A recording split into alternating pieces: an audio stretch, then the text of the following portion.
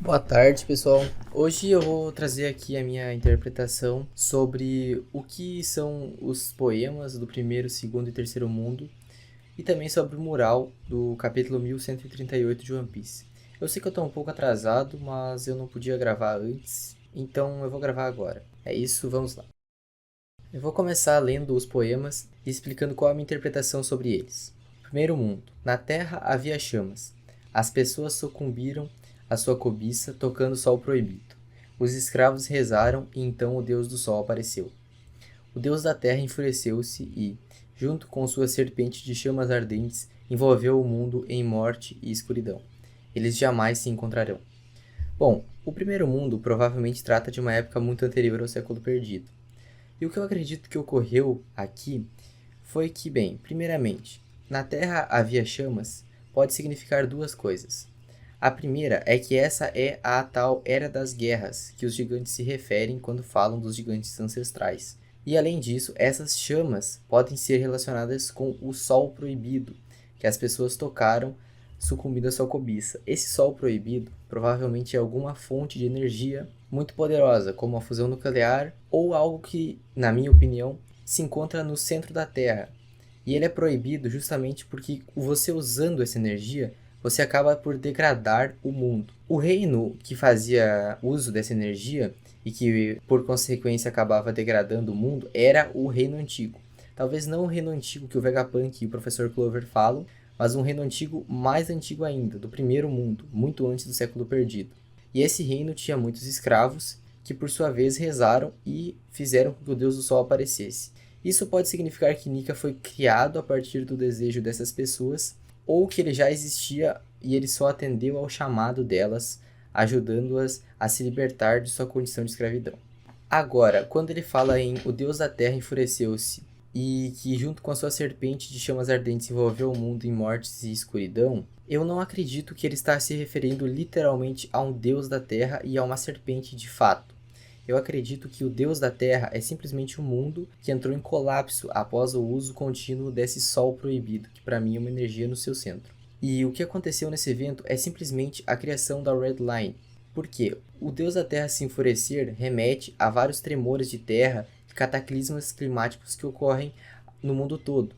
E a serpente de chamas ardentes é nada mais do que a Red Line, que surgiu como uma serpente que envolve o mundo todo, feita de chamas que na verdade são lava vulcânica, vindo de baixo da Terra. E eles jamais se encontrarão se refere a que boa parte das raças do mundo foi separada pela Red Line, que separou tudo em dois, e criou uma divisão entre o mundo, atrapalhando a rota de migração das baleias, por exemplo, que ficam batendo na Red Line com a sua cabeça há muitos e muitos anos. Segundo mundo. No vazio havia o sopro. O deus da floresta domou demônios e o sol espalhou as chamas da guerra. O povo da meia-lua sonhou. O povo da lua sonhou. O homem matou o sol e se tornou Deus. E o deus do mar enfureceu-se. Eles jamais se encontrarão. O segundo mundo, na minha opinião, se passa do começo da Era do Círculo do Mar, que é o começo do calendário atual de One Piece, há 1500 anos atrás, até o fim do século perdido. Bem, no vazio havia o sopro. Eu acredito que isso se refere a que não havia mais muita tecnologia, mas Joy Boy e talvez os seus companheiros conseguiram resgatar a tecnologia do primeiro mundo e criar um reino antigo que nós conhecemos, que era bastante tecnológico, principalmente em relação a agora, mas não chegava a ser tão tecnológico quanto o que tinha antes. O deus da floresta domou demônios muito provavelmente se refere à criação das Akuma no Mi, que pode, novamente, esse deus da floresta não é um deus literal. Ele pode tanto ser a árvore da luz solar Eva, que eu acho que está representada no meio do painel, que é a árvore das Akuma no Mi, quanto ele pode se referir simplesmente à criação dessas frutas, que foram criadas artificialmente.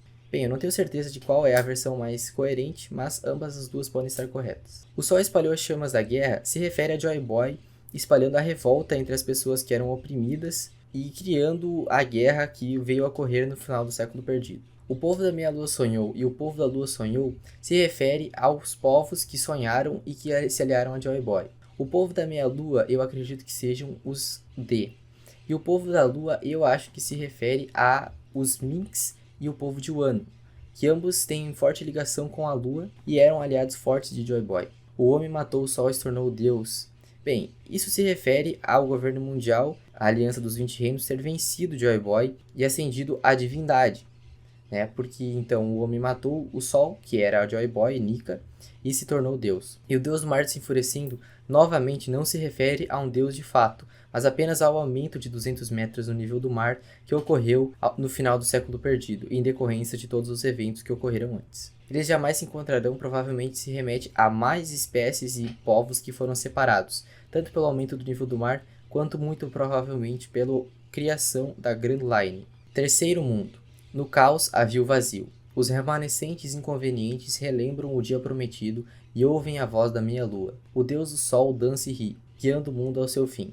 O sol retorna e traz um novo amanhecer, e eles certamente se encontrarão. Então, aqui nós vemos o mundo atual. No caos havia o vazio. Significa que muita coisa do passado foi perdida e que o mundo está caótico e de certa forma meio vazio. Os remanescentes inconvenientes relembram o dia prometido, fala das pessoas que continuam lutando pela liberdade, que se lembram do passado, se lembram das pessoas que lutaram pela liberdade no passado, que eram Nick e Joy Boy, e que tentam refazer isso. E ouvem a voz da meia-lua, remete às pessoas que ouvem os D, que seguem eles na sua vontade e seu instinto por liberdade. O deus do sol dança e guiando o mundo a seu fim. É o Luffy que guia as pessoas no mundo atual ao fim do mundo atual, do mundo como ele é, ao fim da opressão, da escravidão, do governo mundial. O sol retorna e traz um novo amanhecer. Esse é o Luffy retornando como Nika e trazendo um novo amanhecer ao mundo. Eles certamente se reencontrarão porque as barreiras que impedem que as pessoas se encontram, tanto as barreiras físicas como a Grand Line e a Red Line, como as barreiras mentais e legais do governo mundial e tudo mais, serão desfeitas no final do mangá, permitindo que todas as raças se reencontrem e convivam em harmonia. Bem, agora vamos falar sobre o mural em si. Eu vou explicar da direita para a esquerda. E primeira coisa que eu tenho que falar é, na primeira vez que eu li o capítulo, eu pensava que esse mural se referia apenas ao século perdido. Mas, lendo novamente agora, eu acredito que, na verdade, ele se refere a todos os três mundos ao mesmo tempo. E que ele é, na verdade, uma interpretação dos três textos Harley, só que sem a divisão dos três mundos. E além disso, eu acredito que sim, isso é um sonho de uma criança, só que não é só uma criança, são várias.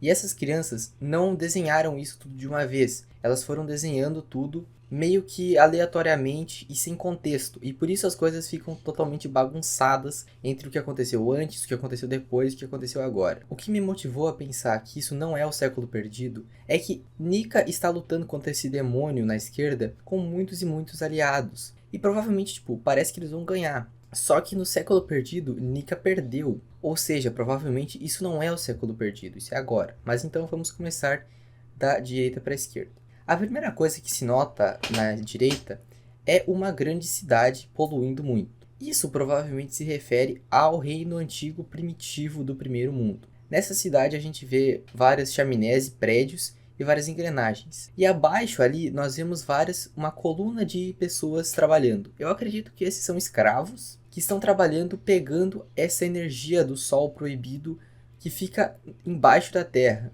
Por isso que tem um buraco ali. E as pessoas estão entrando, pegando essa energia, levando lá e descendo de volta. Logo acima nós temos uma grande serpente que luta, cospe fogo, lutando contra um grande dragão. Eu acredito que essa serpente e esse dragão são as armas ancestrais Plutão e Uranus, sendo que a serpente é Plutão e o dragão é Uranus. E bem, eu acredito que Plutão e Uranus estão lutando porque Uranus ficou em posse do governo mundial de Mu, e o Plutão ficou em posse de Joy Boy e seus aliados. Então essa luta já se passa no século perdido. E bem, possivelmente eles não são exatamente assim. Essas armas são diferentes, mas elas estão dessa forma porque elas foram desenhadas por crianças que não sabiam exatamente o que estavam fazendo e desenharam de uma forma lúdica como elas sonharam.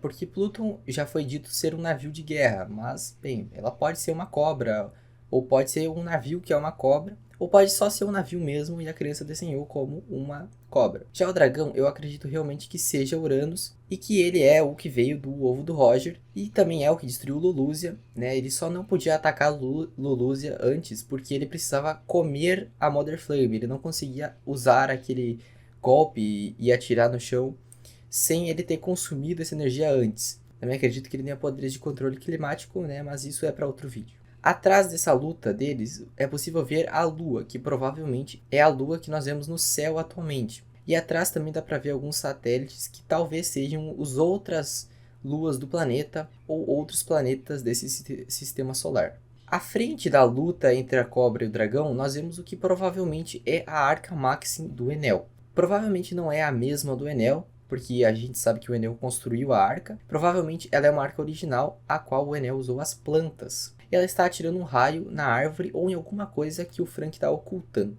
Abaixo da arca, ao lado dos escravos, existe algo que as pessoas dizem que é o Zunisha, mas eu não acredito que seja o Zunisha, porque só lembra vagamente um elefante. E eu acredito que isso é uma representação que começa sendo o chão ao lado da fábrica e que daí se junta com um barco. E nesse barco nós temos o Imu-sama original, o Imu-sama que se juntou à coalizão dos 20 reinos, que está em um barco, não em Zunisha. Logo abaixo nós temos a Arca Noa e vários animais que provavelmente vão entrar na arca, assim como uma pessoa alada, que eu não sei o que está fazendo ali, mas é uma pessoa alada.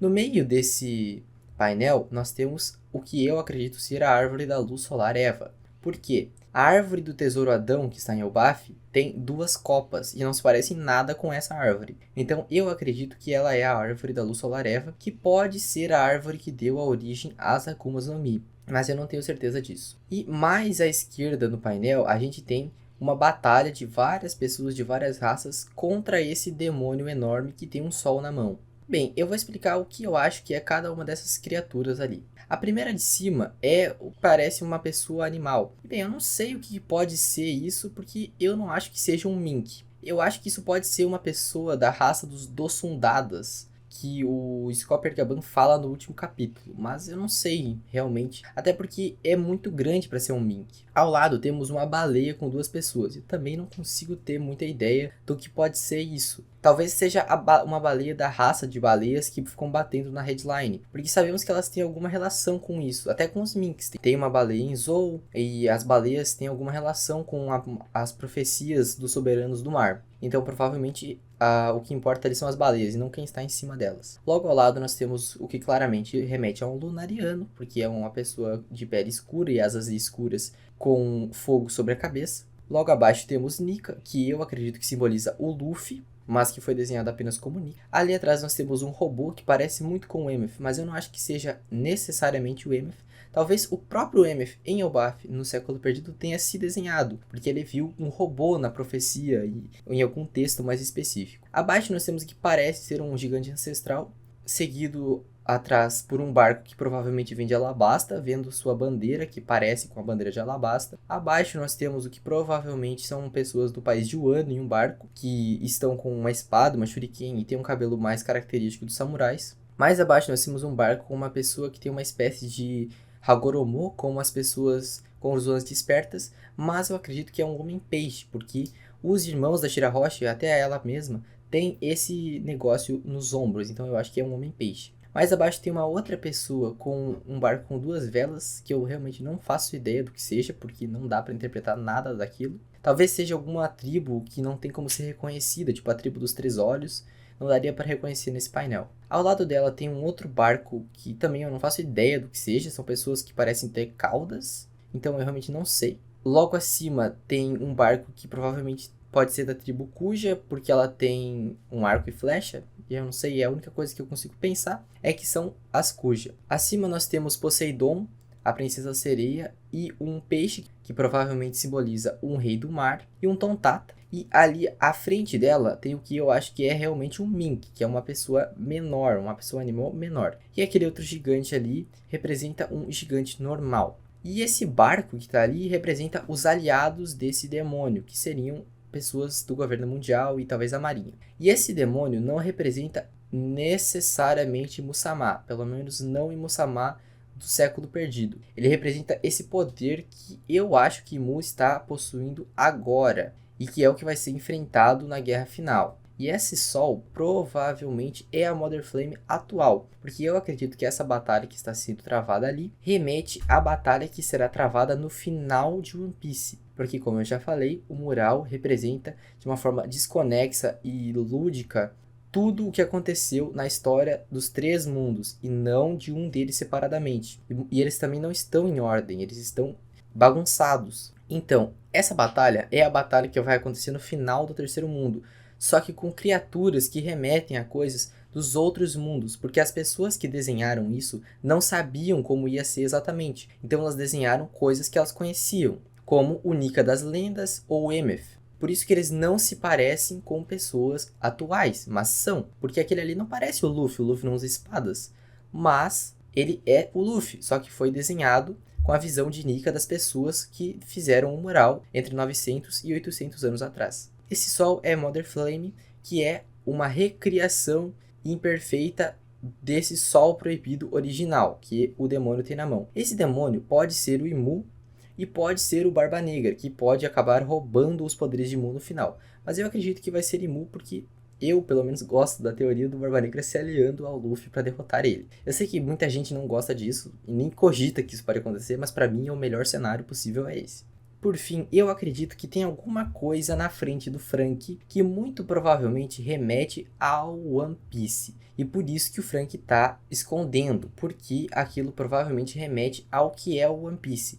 Não deve ser o One Piece em si, talvez nem seja uma coisa exatamente igual ao One Piece ou alguma coisa assim. Provavelmente é só alguma coisa que remete ao tesouro, né? E que está sendo acertada por um raio da Arca Maxim. Além disso, também é interessante destacar essas bolinhas que ficam por todo o mural, que provavelmente simbolizam almas ou sonhos das pessoas, que são usados para a criação de Akumas no Mi e que representam o que move o mundo de One Piece. Além disso, também é interessante notar que está chovendo ali perto da batalha por cima, que pode ter a ver com algum poder de manipulação climática, talvez até desse próprio demônio, que ele estende a mão e parece que a chuva cai mais ou menos onde ele aponta. Além disso, também parece que o demônio está controlando o dragão, o que remete novamente a Imu ser o dono da arma ancestral Uranus que está lutando contra a Pluton.